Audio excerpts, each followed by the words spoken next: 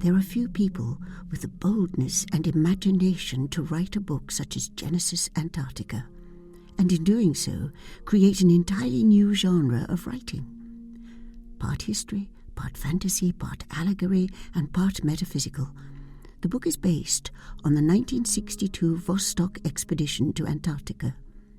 From there, it goes on to tell the story of the discovery of 21 ancient urns buried in the ice with scrolls inside.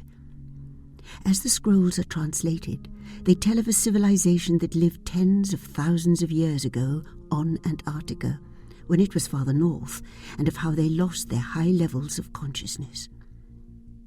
To those who have studied ancient history even a little, it becomes clear that civilization was very much different in the distant past. Originally, the Church declared that the world was created just before dawn on the morning of October 23rd, 4004 BC, a Sunday.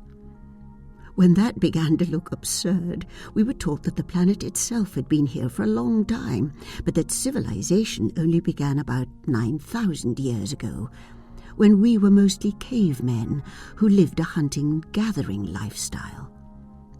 However, with the discovery of many artifacts of things like geared machine parts dated at 400 million years ago, a gold chain dated to at least 260 million years old, and a shoe print in material more than 505 million years old, it becomes clear that much of what we have been taught to believe is really a story. When you study the story a little further, it becomes obvious that it was made up to sound plausible, to give people a sense of security, and to implant subtle limitations in thinking along with expectations of reality.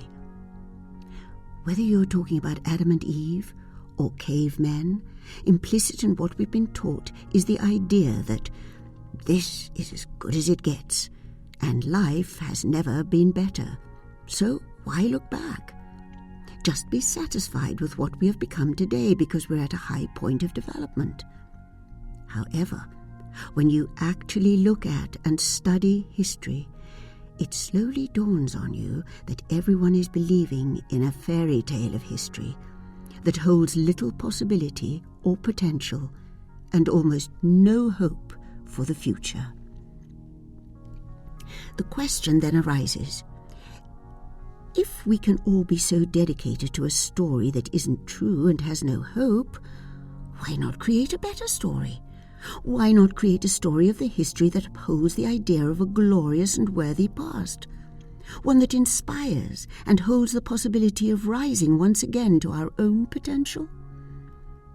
That is why Genesis-Antarctica is so intriguing. It breaks the rules and offers an alternative version of history that is no less plausible than stories like Adam and Eve or illiterate cavemen. Why should we settle for just one version of history? Why shouldn't we create stories of a beautiful and inspiring past, rather than one of sin, punishment, and ignorant grunting? For those who are awake to what is really happening in the world today, those who study ancient history, those interested in metaphysics, and anyone with any degree of sensitivity, this book creates a longing that wells up from inside that is almost painful in its wistfulness and hopefulness. The truth in George Orwell's famous words is clear.